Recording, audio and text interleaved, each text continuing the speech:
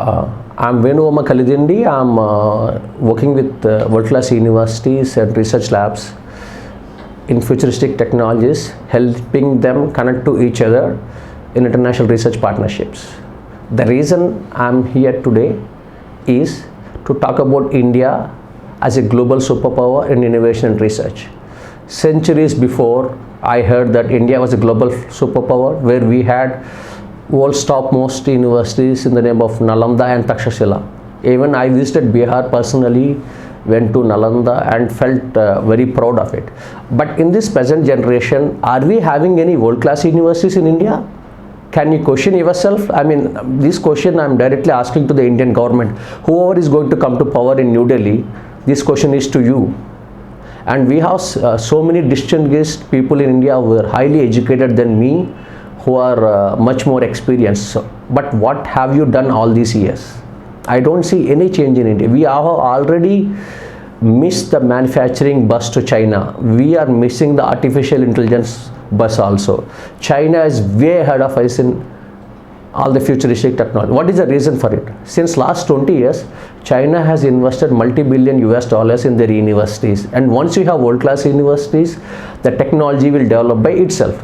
So I met around 10,000 students in the last 3 years across the country, and you will be surprised, sir, that 80% of the students are not satisfied with the present higher education ecosystem. The main reason is they are not given any freedom to innovate, and the syllabus is outdated, and most of the time students' feedback is not taken into account. I'm really surprised because in higher education ecosystem, students are the main stakeholder, but what kind of ratings and what kind of rankings we provide without taking students' feedback into account. You can tell me that you are taking students' feedback into account in NIRF, but let me tell you, sir, that student feedback is hijacked by the college management, when the college is forcing all the students to give positive feedback. I mean, that is, I can prove it in most of the southern in top universities, because I personally know students who complain to me. Fourth one, there is so much gender discrimination. I'm very angry. Everyone is talking about woman empowerment, but still in most of the universities, a boy can never talk to a girl. And how can he or her can become good corporate employees in the future? I mean, if they are not allowed to talk to each other in the university campus, how do you expect them to work at MNC or a big company where they can inculcate respect for each other? And to all this is to the students. If you are studying mechanical engineering, students, answer my question. How is your lab? In most of the mechanical engineering colleges in India, still we have an ambassador in the lab, as I mean in the automobile lab. When I mean right now car is a computer, it's not any more mechanical. So students, can you please tell me, did any one of you find a Scholor or Audi in your automobile lab?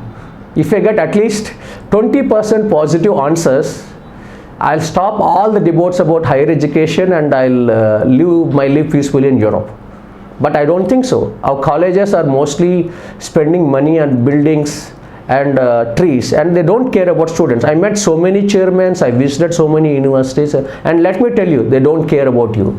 So students, this is the time you should demand the central government for a change in the syllabus. And another question I have to the college management: if the students are paying you fees, why should they pay again fees for online courses from Coursera and Udemy?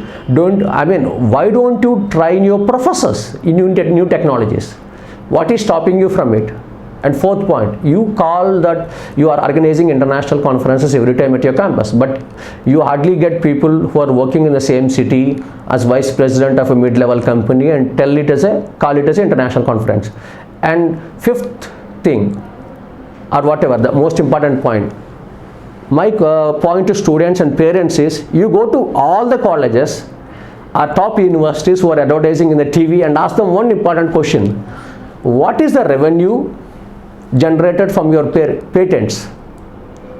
If you get any answer, then please join the college, because not even 1% of Indian universities are getting any revenue from patents. That includes IITs also.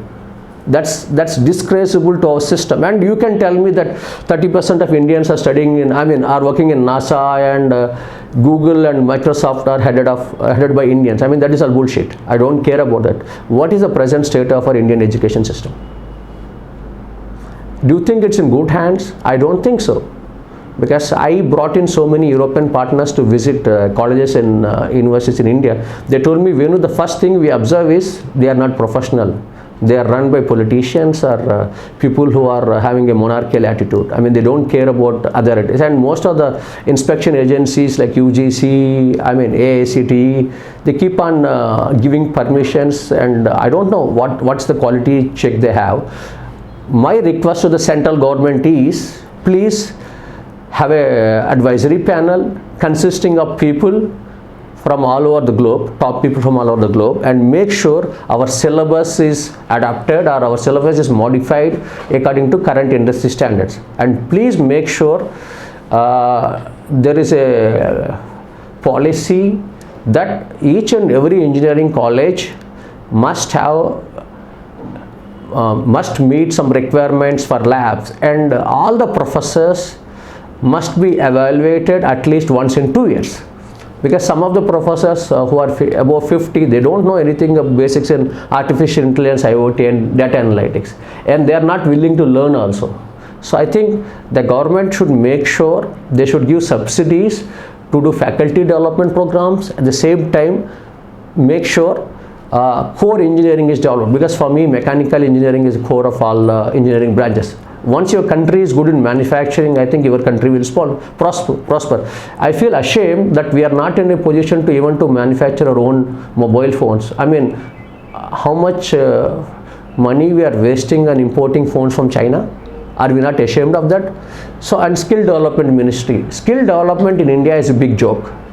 Skill development is still run by ministers' sons, and you see all over India 80% of top skill development organizations are owned by politicians. So do you think normal people cannot run it? At the same time, we have so many areas where we can need skill development. For example, all the occupations like plumber, electrician can also be certified by agencies like TUV. That is missed by the Indian government. And I met the former MHRD minister and skill development minister, but I didn't get any positive reply from them. But I hope this government, because this is very, very critical next 5 years, this is the last chance for India to take some measures for the path to become a global innovation hub. I hope you are going to do it. Otherwise, I am going to take support of millions of students, and I will make sure that all the students' demands are met. And for me, these youth or students are most important to me, not the Prime Minister, not the Education Minister, not the President, because they are the future of the country. And we are always involved with petty politics, and we always invite some cinema actors to engineering colleges who are of no use to the education ecosystem. So sir, whoever is the Prime Minister, whoever is going to the MHRD Minister, my request is, please change the future of India by respecting youth. They are not useless. They have huge power, especially this millennial generation are highly talented. We just need to provide them a basic platform, give them respect and freedom. Jai Hind.